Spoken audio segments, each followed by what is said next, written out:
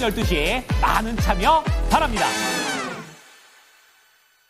자, 이어서 뉴욕 현지 연결해서 세부적인 내용들 체크해 보도록 하겠습니다. 김한희 특파원, 안녕하십니까? 네, 안녕하세요. 네, 아무래도 이제 2거래일 연속으로 약간 혼조 흐름을 아슬아슬하게 보이더니 결국에는 좀 밀립니다. 어떤 재료에 따라 움직였습니까? 네, 뉴욕 증시가 하락 마감했습니다. 제롬 파월 연준 의장의 발언과 새로운 물가 지표의 영향을 받았는데요.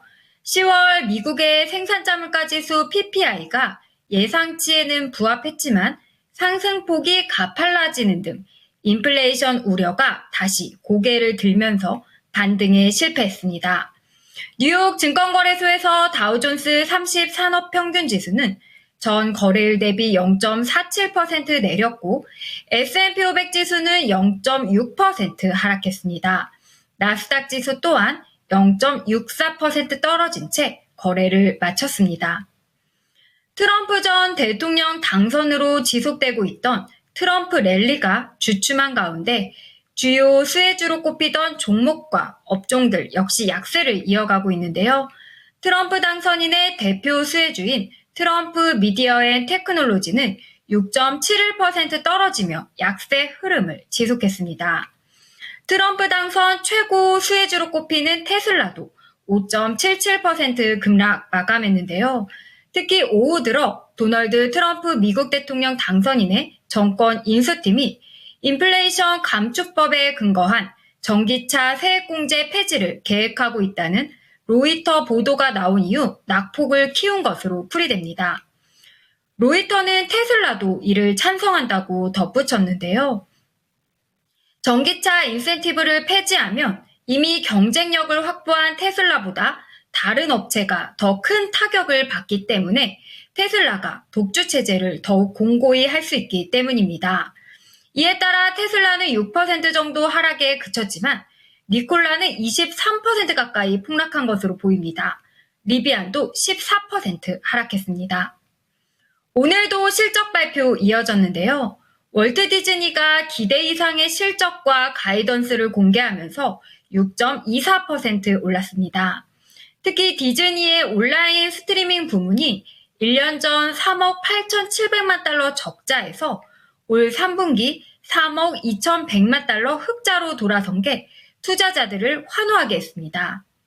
코치의 모기업인 테피스트리는 카프리와 합병을 철회하면서 12.8% 상승했고요. 반도체 회사인 ASML 홀딩의 주가는 2030년 실적 목표치를 유지하면서 2.9% 올랐습니다. 이 밖에도 연간 재무보고서 제출 마감 시한이 16일 코앞으로 다가온 슈퍼마이크로 컴퓨터는 상장 폐지 우려 속에 이날도 폭락세를 이어갔습니다. 슈퍼마이크로 컴퓨터는 11.4% 폭락한 18.01달러로 추락했습니다. 네. 자, 이어서 이 뉴욕 증시에서는 인플레이션에 대한 우려도 계속 지속이 됐었습니다. 최근에는 트럼프 당선이 되니까 그것 때문에 많이 움직였었는데 간밤에는 어떠한 부분에 따라 움직였습니까? 네, 오늘 시장은 인플레이션 지표를 주시했는데요. 어제 소비자 물가지수 CPI에 이어 10월 생산자 물가지수 PPI도 예상치에는 대체적으로 부합했습니다. 하지만 도매 물가 개념인 PPI는 시차를 두고 CPI에 영향을 미쳐서 통상 소매 물가의 선행지표 격으로 받아들여집니다. 이 때문에 미국의 인플레이션이 다시 상승 조짐을 보이는 것으로 해석한 건데요. 미국 노동부에 따르면 10월 PPI는 전월 대비 0.2%, 전년 동기 대비 2.4% 각각 올랐습니다. 지난 9월보다 소폭 상승했지만 전문가 예상치와는 일치하는 수준입니다. 하지만 전년 동기 대비 기준 전월보다 오름폭이 커졌고 시장 전망치도 웃돌면서 물가 상승폭이 커진 셈입니다.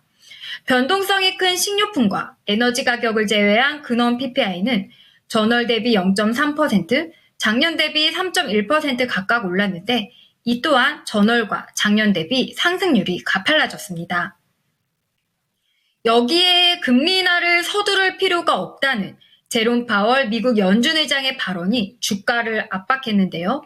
파월 의장은 댈러스 연은이 주최한 한 행사에 참석해 인플레이션이 연준의 목표치인 2%를 웃돌고 있고 고용시장이 강해 금리 인하를 서두를 필요가 없다고 밝혔습니다. 파월 의장은 금리 인하 속도가 미리 정해진 게 아니라면서 경제는 우리가 서둘러 금리를 낮춰야 할 필요가 있다는 어떤 신호도 보내지 있지 않다고 설명했습니다. 그러면서 현재 경제에서 보이는 강세는 우리에게 우리의 결정에 더욱 신중하게 접근할 수 있는 능력을 준다고 했는데요. 싱코프의 멜리사 브라운은 인플레이션이 연준의 2% 목표치보다 높게 유지된다는 더 많은 증거가 발견되고 있다면서 연준이 12월 회의 이후 무엇을 할지의 불확실성이 커졌다고 판단했습니다. 시장 참가자들은 여전히 연준이 내달 기준금리를 0.25%포인트 인하할 것으로 전망하지만 이에 대한 기대는 파월 의장의 발언 이후 후퇴했는데요. 패드워치에 따르면 다음 달 금리를 0.25%포인트 인하할 확률을 어제 같은 시간 82.5%에서 62.6%까지 낮아졌습니다. 이제 내일 일정 살펴보겠습니다. 내일은 경제지표 발표가 많은데요. 미국 경제의 핵심 동력인 10월 소매 판매 지표가 주목되고요.